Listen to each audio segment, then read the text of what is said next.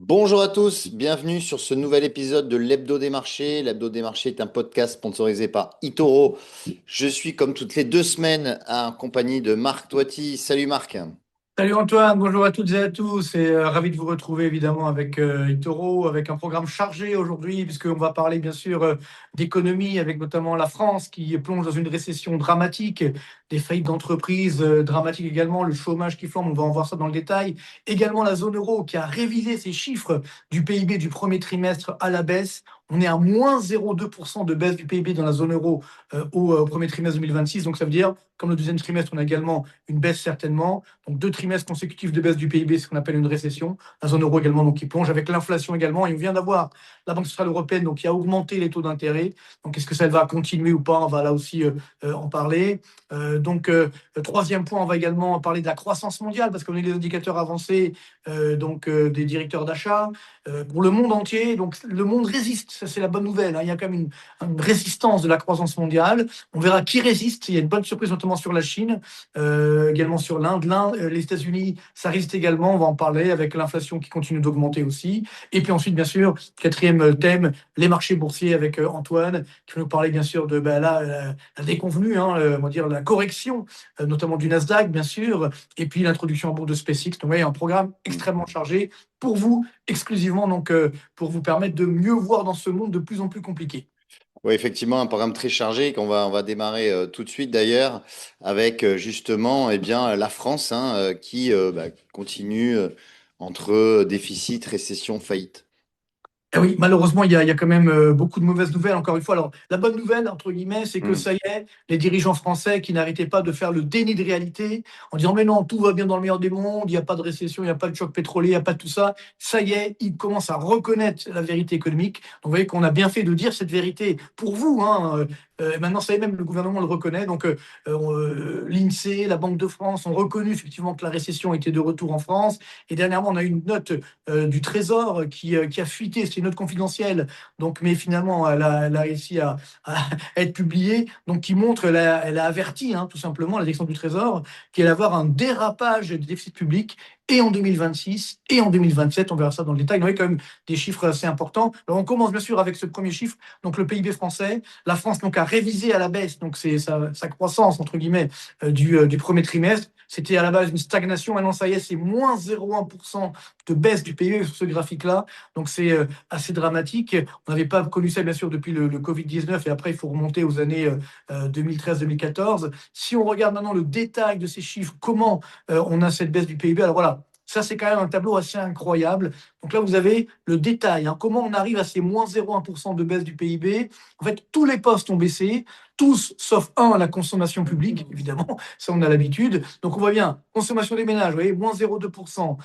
FBCF, ça veut dire ce qu'on appelle, c'est l'investissement, si vous voulez, des total, moins 0,6%. Donc parmi cet investissement, pour les entreprises, moins 0,4%. Pour les ménages, regardez, l'investissement logement, moins 1,5%. Donc administration publique, moins 0,7%. Exportation moins 3,5 et importation moins 0,9. Voilà, donc oui, tout a baissé, même les importations. Donc ça contribue d'ailleurs positivement à la croissance, mais quand les importations baissent, ça veut dire que justement il n'y a pas beaucoup de consommation. Alors, la vraie surprise, c'est la dernière ligne de ce tableau, dans le tableau Ah, d'avance pardon. d'Antoine. Non, c'est pas grave. On voit Mm. donc la formation de stock, tu vois, elle a contribué à hauteur de 1 point à la croissance. Ça, c'est énorme. Ça veut dire qu'effectivement, il y a eu un mouvement de restockage en anticipation justement de l'augmentation des prix des matières premières.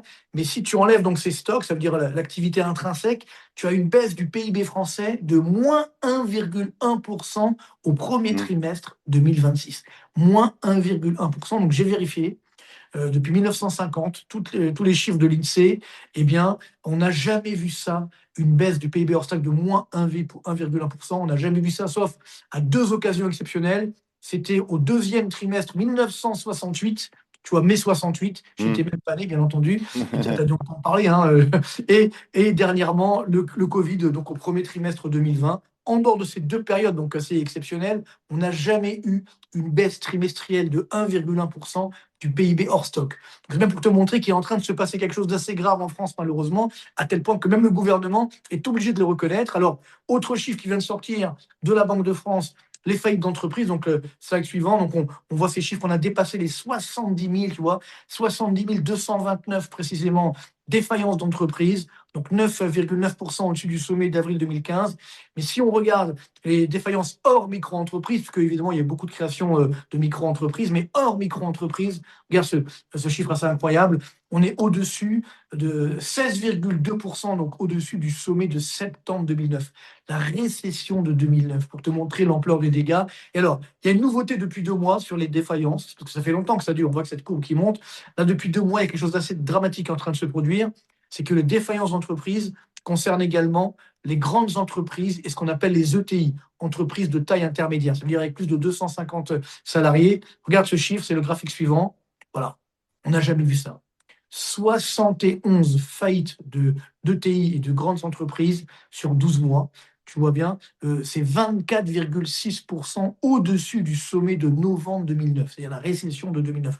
Donc là, ça interpelle, parce que ça veut dire que même les grandes entreprises ou les ETI sont concernées. Donc quand elles font faillite, derrière, tu as énormément de salariés, des milliers de salariés qui sont au chômage. Tu vois. Donc ça, c'est quand même un risque, avec donc derrière le chômage qui est en train, bien sûr, d'augmenter sur le graphique suivant. On voit ça, c'est quand même particulièrement dangereux. Là, on voit l'indicateur des directeurs l'indicateur du climat des affaires, donc de l'INSEE, tu vois, qui s'effondre. Donc la courbe rouge, c'est le PIB. En bleu, ça montre où va aller le PIB. Donc on pourrait avoir moins de 2% de baisse du PIB donc dans les prochains trimestres. Donc c'est quand même assez douloureux. Et parallèlement, voilà, l'indicateur de confiance des ménages qui, tu vois, s'est effondré ces derniers jours. C'est donc encore une fois un chiffre de l'INSEE. Hein. Donc nous sommes, tu vois, par rapport au Covid, on est beaucoup plus bas que lors du Covid-19 ou lors de l'épisode des Gilets jaunes. C'est-à-dire qu'aujourd'hui, les ménages français sont aussi inquiets, mais beaucoup plus inquiets que quand on leur disait que c'était la fin du monde avec le Covid-19. Tu vois, donc c'est pour te montrer là aussi l'ampleur de l'inquiétude des Français, avec le chômage qui est également en train d'augmenter. On est à 8,2% de taux de chômage, ça c'est également très dangereux, et aussi donc l'inflation, donc 2,4% aux normes INSEE, 2,8% aux normes Eurostat. Donc on a bien ce décalage effectivement de l'inflation et qui est en train d'augmenter. Donc voilà, malheureusement, voilà, j'aimerais donner des bonnes nouvelles, mais voilà, nous sommes aujourd'hui et cerise sur le gâteau, j'ai envie de dire, entre guillemets, eh bien, la direction du Trésor vient d'avouer que le déficit public allait atteindre 5,2% cette année et 6,2% l'année prochaine. Tu vois, donc je pense qu'en fait, on sera déjà à 6% cette année. Donc voilà, dérapage des comptes. Donc attention, le marché obligataire, le taux d'intérêt risque effectivement d'augmenter assez nettement en France. Donc soyez extrêmement prudents. Ouais. Donc on voit que en France, donc c'est extrêmement compliqué la situation, mais j'ai envie de dire les mois se suivent et se ressemblent, mais en zone euro, là on voit que ça se dégrade également et de manière assez significative. Tout à fait. Donc, piètre Mhm. consolation, on peut se dire, voilà, ça va mal aussi dans la zone euro. Tu Mhm. vois, c'est même pire, parce que la zone euro a révisé son chiffre. Je te rappelle qu'à la base, elle avait annoncé une hausse du PIB de 0,1% au Oui. premier trimestre. Et là, donc, on voit les chiffres avec la nouvelle estimation de Eurostat, moins 0,2%. Tu vois, donc, si tu regardes le graphique suivant, on n'a jamais vu ça depuis 2013. Tu te rends compte? Mhm. Depuis le premier trimestre 2013, évidemment, hors période Covid. Donc, il se passe quelque chose quand même également dans la zone euro. Alors, quand on Mhm. regarde le détail des chiffres, pays par pays, alors c'est vrai qu'il y a eu un phénomène assez particulier parce qu'il y a eu le PIB irlandais qui a chuté de 12,1%. Bon, le PIB irlandais, c'est très particulier parce qu'il y a moins d'investissements étrangers notamment. Ça fait baisser le PIB. Donc, des fois, il y a des très fortes hausses, des fois des très fortes baisses, comme on a vu cela. Mais voilà, il y a quand même eu des pays où il y a une croissance plus soutenue. Mais c'est intéressant de voir qu'il n'y a que 3 pays où tu as une baisse du PIB, donc l'Irlande, mais c'est un peu exceptionnel, la Lituanie et la France. Tu vois. Mhm. Donc les autres pays, c'est soit zéro, soit légère augmentation, mais c'est quand même une situation où la France est bien la lanterne rouge, malheureusement, de la zone euro. Et ça, c'est évidemment particulièrement dangereux, particulièrement douloureux. Et donc, si tu regardes sur le graphique suivant, je t'ai fait là l'historique. Tu vois la variation du PIB depuis 2019, donc avant le Covid, pour voir que donc il y a des pays où ça a fortement augmenté. Alors évidemment, je te rappelle que quand on parle de hausse du PIB, c'est toujours hors inflation. Donc là, tu vois les chiffres, 44% de hausse pour Malte, par exemple, Chypre, etc. Bon, même l'Irlande, tu vois, malgré la baisse qu'on a eue le dernier trimestre, c'est toujours une hausse assez soutenue. Et tu vois, plus ça descend, moins il y a de hausse. Mhm. Donc le dernier, c'est malheureusement l'Allemagne. Tu vois, seulement 0,9% d'augmentation. Après, on a la Finlande, l'Autriche, l'Estonie et la France. Mhm. Seulement 6,3% d'augmentation du PIB depuis 2019. Tu te rends compte? Donc là, on se rend bien compte que la croissance structurelle de la France, voilà, c'est bien autour des 0,9% par an. Donc on est l'une des lanternes rouges de la croissance, alors que dans le même temps, quand tu regardes l'augmentation sur la même période de la dette publique par rapport au PIB, là, la France est numéro 2. Tu vois, donc on est Mm. quasiment dernier en termes de croissance, mais Mm. on est numéro 2 en termes d'augmentation de la dette. Mm.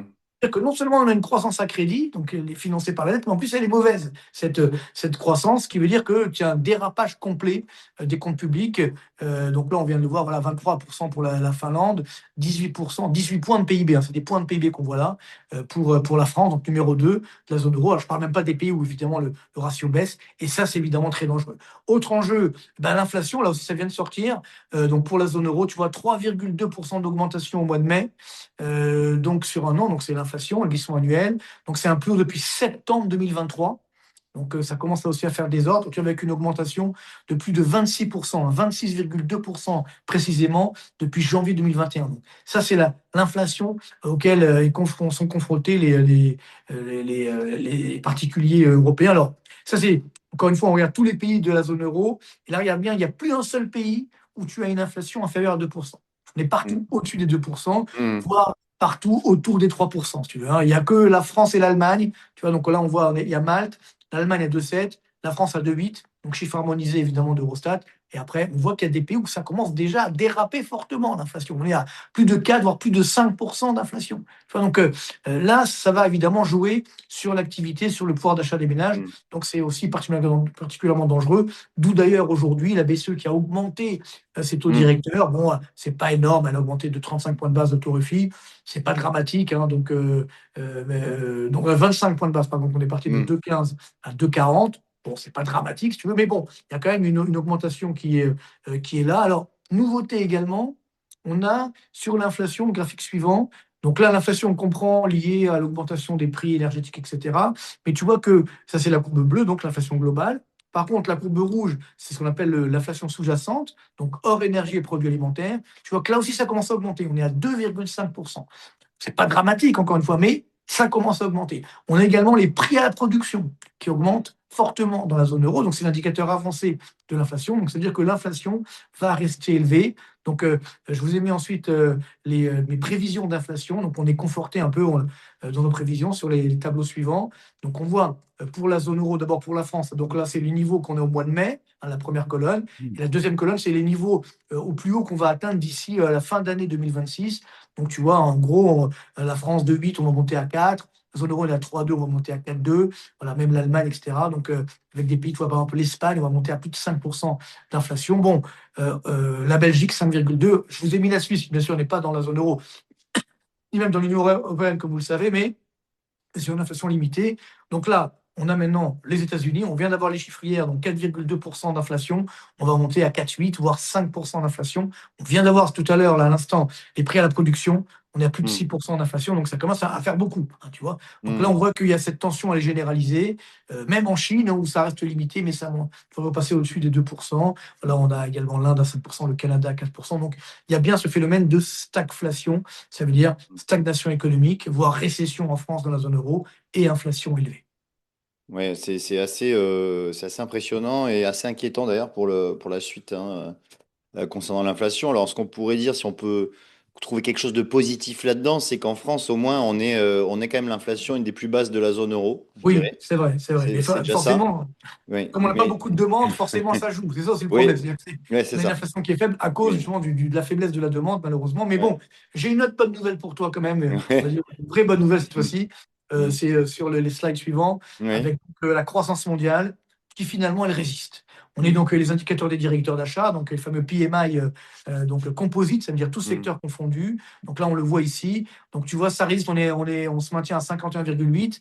Donc ça veut bien dire qu'on se Ouais. maintient sur une croissance autour des 1,8% pour la croissance mondiale. Donc ça, c'est la prévision qu'on avait déjà faite depuis il y a quelques mois. Donc là, vous voyez, on est conforté dans notre prévision. Je vous ai fait un petit graphique pour vous montrer que c'est vrai que ça ralentit, hein, donc on passe de 3% de croissance à 1,8, mais ça reste, on évite la récession. Mm. Mais néanmoins, hors période Covid, on voit que c'est le plus faible niveau depuis 2009. Hein, je vous rappelle que la croissance annuelle moyenne du PIB mondial, hors inflation bien sûr, depuis les années 80, c'est 3,5%. Donc 1,8%, c'est pas dramatique, mais ça reste quand même assez faible.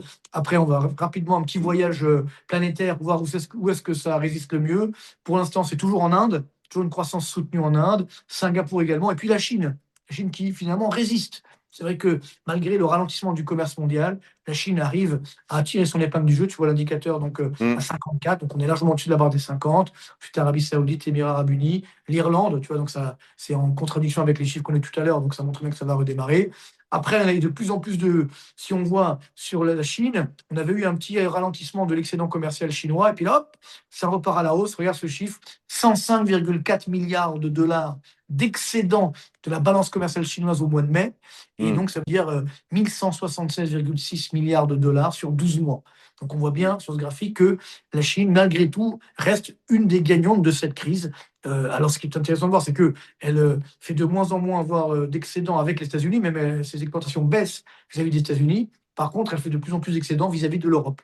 Oui, comme nous, il n'y a pas de droit de douane, on les laisse venir. Et comme il y a beaucoup d'inflation, donc les Européens, évidemment, sont à la recherche de produits à bas prix, donc ils achètent des produits chinois. Voilà, malheureusement, donc ce qui soutient l'activité chinoise. Alors si on voit maintenant ce qu'on peut appeler le ventre mou un petit peu de la croissance mondiale, donc c'est-à-dire c'est pas dramatique mais c'est pas l'euphorie. Donc on a le monde, je viens de l'évoquer, 51,8. Les États-Unis, ça ralentit 51,5. Voilà, Japon, Canada, Italie, Espagne. Donc, le Canada est sorti de la zone de récession. Peut-être qu'il y a un effet Coupe du Monde, on ne sait pas.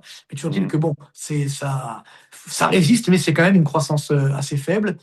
Et par contre, il y a de plus en plus de pays en zone rouge, c'est-à-dire sous la barre des 50. C'est le slide suivant.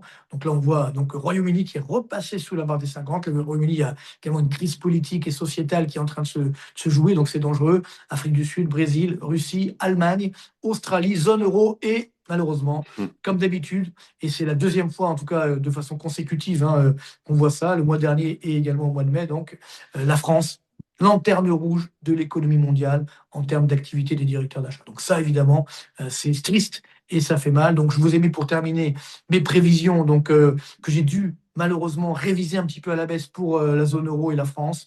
Donc tu vois, on est à 0,3%, un peu pour tout le monde, hein, zone euro, Allemagne, France. Pour les Américains, on est autour des 1,8%, 0,7 au Royaume-Uni, Chine autour des 4, 6 en Inde. Voilà, on reste sur une croissance assez molle. Et donc au niveau mondial, 1,8%, 1% en Suisse. Donc voilà un petit peu ce qu'on peut dire aujourd'hui sur Mm. l'activité mondiale. Donc vous voyez qu'on avait jusqu'à présent plutôt bien anticipé, même si on doit quand même, vous voyez, on nous trouve parfois pessimistes, mais on était en fait trop optimiste pour la France et la zone euro qui malheureusement sont en train de souffrir assez fortement et ce n'est que le début malheureusement. Mm. Oui, oui, c'est vrai que quand on regarde ces chiffres, on voit que heureusement qu'il y a la Chine et l'Inde hein, pour tirer ça vers le haut, parce que sinon, on serait pas loin des zéros. Oui, alors bon, bah, alors maintenant on va passer à la dernière partie, effectivement la partie sur les marchés boursiers et bah, cette euphorie hein, dont on parlait encore il y a 2 semaines, qui a duré 2 mois et maintenant terminée en bourse, parce que effectivement le S&P 500 a effacé depuis le 2 juin donc 3000 milliards de dollars. Hein, donc le plus haut, donc son plus haut date du 2 juin. Et derrière, on a perdu 5%, comme vous voyez sur le graphique. Hein, on est entré donc en phase de correction, 5%. Alors, ces 3000 milliards sont à relativiser parce que la capitalisation boursière totale du S&P 500, c'est 67 000 milliards de dollars. Donc, effectivement, cette échelle, c'est pas encore dramatique. Du côté du Nasdaq, eh bien, vendredi dernier, donc vendredi 2 juin, hein, qui restera quand même gravé finalement, vendredi 5 juin, pardon, vendredi 5 juin, eh bien, on a eu la plus forte baisse, la 15e, pardon, 15e plus forte baisse du Nasdaq de son histoire. Et là, je vous ai mis donc à droite les baisses, en fait, les plus fortes baisses du Nasdaq. Et on peut voir que ben, ça nous rappelle des mauvais souvenirs, hein, puisqu'il y a bon, 2008. On a également la bulle Internet, hein, parce qu'il y a plusieurs dates en 2000-2001 où le Nasdaq subissait des baisses de 5-6%. Et également après le crack de 87 aussi. Donc ça, tout ça pour nous dire que finalement, eh bien, on était évidemment, on l'avait dit, on était dans une bulle. Cette bulle est en train de dégonfler, on va dire. Pour l'instant, il y a pas, c'est pas un crack boursier non plus. Mais attention toutefois, parce que s'il y a encore un peu plus de vitesse sur les marchés à la baisse, eh bien, ça pourrait être un peu plus catastrophique. Et donc, du coup, voilà, pour l'instant, c'est des prises de bénéfices assez massives, mais il n'y a pas vraiment de krach boursier. Alors, ce qui a sonné un peu la cloche, en fait, je vais dire la fin de la partie, c'est les résultats de Broadcom. Parce que Broadcom, en fait, c'est quand même une société qui n'est pas forcément connue, qui est moins connue que les GAFAM, mais qui, en termes de capitalisation boursière, est au-dessus de Facebook, enfin, nouveau Meta, et de Tesla. On parle d'une société qui fait plus de 2000 milliards de valorisation et qui a publié des résultats qui ont été excellents, puisque les revenus liés à l'IA ont bondi de 143%. On a aussi des prévisions qui ont été au-dessus des attentes. Bref, les résultats ont été très bons, mais le titre a perdu 14% le jour de sa publication. Et donc ça a été le début finalement de se dire que, eh bien, malgré de très très bons résultats, eh bien, les marchés n'achètent plus. On est arrivé, il y a eu une trop forte progression en très peu de temps. Maintenant, il faut que le marché digère un petit peu ces résultats. Donc maintenant, on est dans une période creuse, hein, puisque on a terminé les résultats du premier trimestre et les résultats du deuxième trimestre interviendront à partir de mi-juillet. Donc là, il y a un mois encore où on va être plus sur de la macroéconomie avec les banques centrales, hein, tu le rappelais tout à l'heure, Marc, BCE aujourd'hui et Fed la semaine prochaine. Et donc maintenant, attention, donc on pourrait avoir justement eh bien, ces marchés qui continuent de tanguer un petit peu.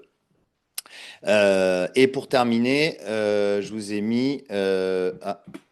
Alors, il n'y a pas le slide. Alors, attendez, excusez-moi. Sur SpaceX.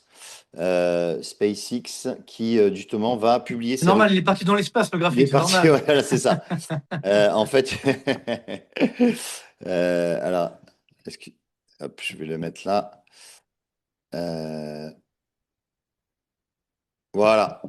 Hop, donc voilà, SpaceX qui va publier, pardon, qui va s'introduire en bourse aujourd'hui. Donc on enregistre aujourd'hui, hein, le 11 juin 2026 pour un vous cacher, et c'est aujourd'hui que SpaceX va s'introduire. Donc on attend 250 milliards de demandes pour seulement 75 milliards d'actions proposées. Donc c'est sursouscrit à quatre fois.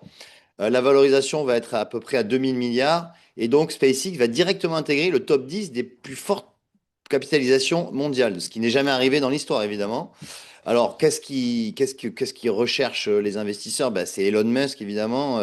Une société qui est dans l'espace, c'est quasiment jamais arrivé.